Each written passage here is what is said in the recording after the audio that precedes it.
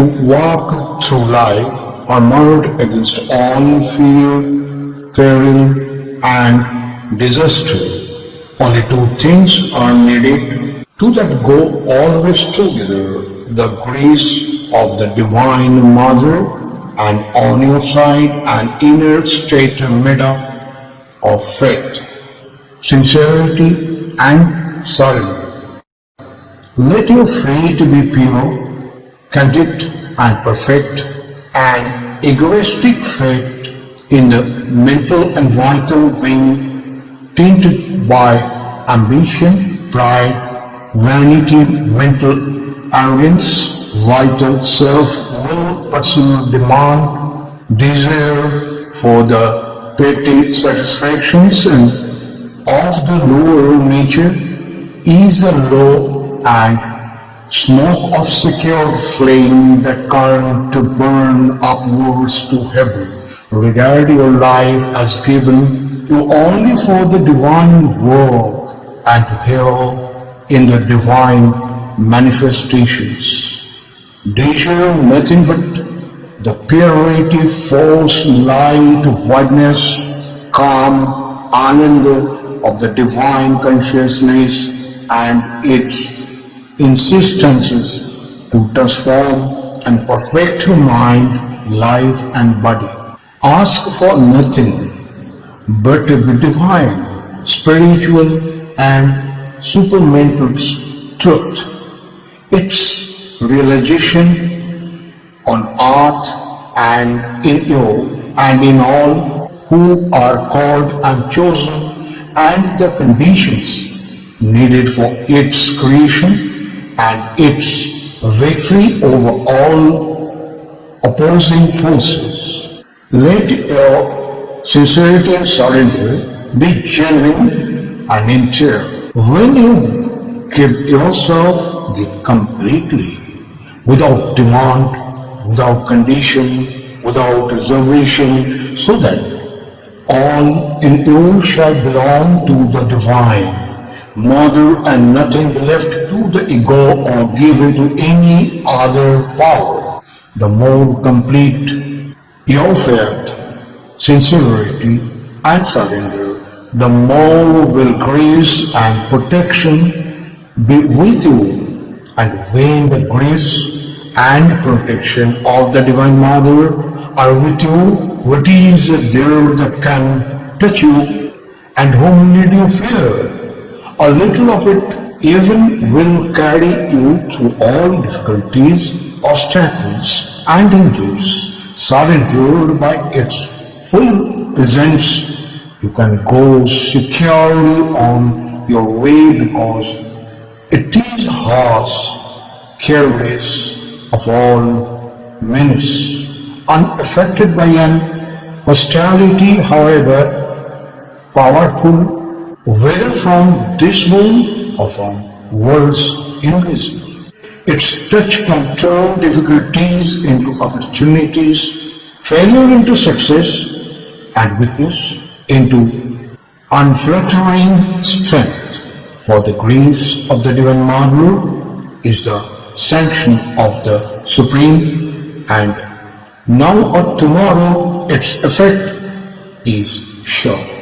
A thing decreed, inevitable and irresistible.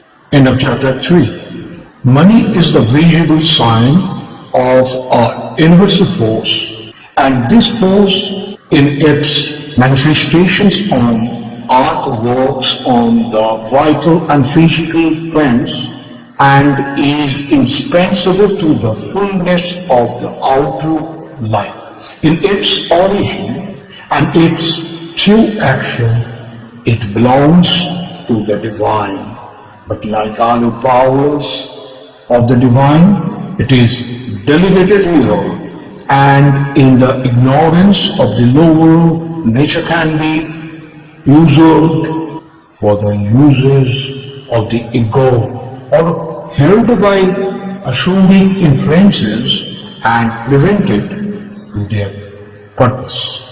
This is indeed of the three forces, power, will, sex, that have the strongest attractions for human ego and the asura, and are most genuinely misled and misused by those who retain them. The seekers and keepers of wealth are more often possessed rather than its possessors. Few escape cheerily of certain distorting influences stand on it by its long seizure and perversion by the asura. For this reason, most spiritual disciplines insist on a complete self-control, detachment, and renunciation of all bondage to world and of all personal and egoistic desires for its possession.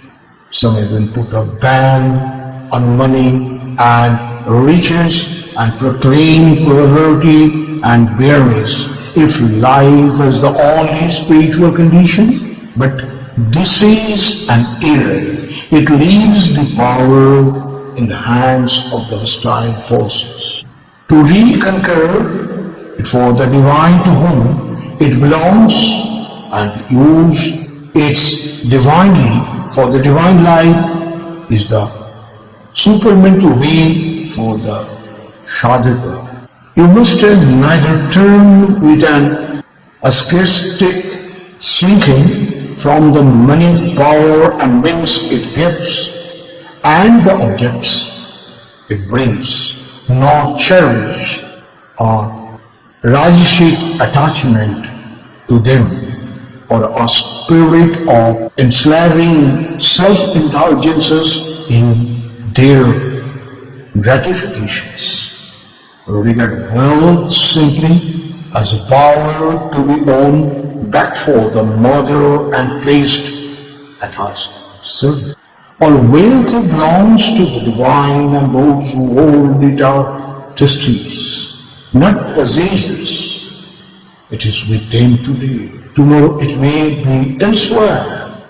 All depends on the way they discharge their trust while it is with them. In what spirit, with what consciousness, in the rules of it, with what purpose?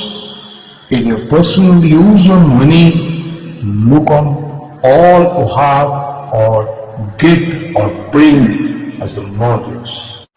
Make no demand but accept what you receive from her and use it for the purposes of which it is given to you.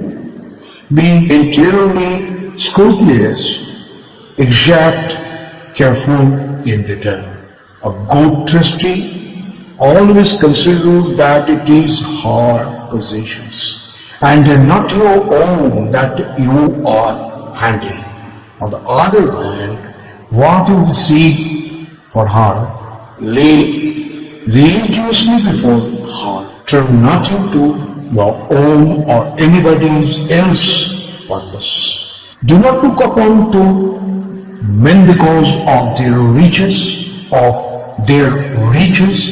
or allows yourself to be impressed by the show, the power, or the influence. When you ask for the mother, you must feel that it is she who is demanding to you a very little of what belongs to her, and the man from whom you ask will be judged by his response. If you are free from the money taint, but without any ascetic withdrawal, you will have a greater power to command the money force for the divine work. Equality of mind, absence of demand, and the full dedication of all your possessions and receipts and all your power of acquisition to the divine Shakti and her work, not of signs of this freedom. Any perturbations of mind with regard to money and use any kind, any grudge in a sure index of some imperfection or bondage. The ideal sadhaka in this kind is one who is acquired to live purely, can so live and so, and no sense of want will affect him or interfere with him or interfere with the full inner play of the divine consciousness. And if he is required to live richly, can so live and never for a moment fall into desire or attachment to this world or to the things that he uses, or servitude to self-indulgences, or weak bondage to the habits that the possessions of riches creates. The divine will is all for him, and the divine agenda. In the simple mental creation, the money force has to be restored to the divine power and used for the true, beautiful and harmonious equipment and ordering of a new divinized vital and physical existence in whatever way the divine Master herself decides in her creative vision. But first, it must be concurred back for her, and those will be strongest for the conquest who are in this part of their nature strong and large and free from ego and surrender without any claim and withholding, without any claim or withholding or hesitation, pure and powerful channels,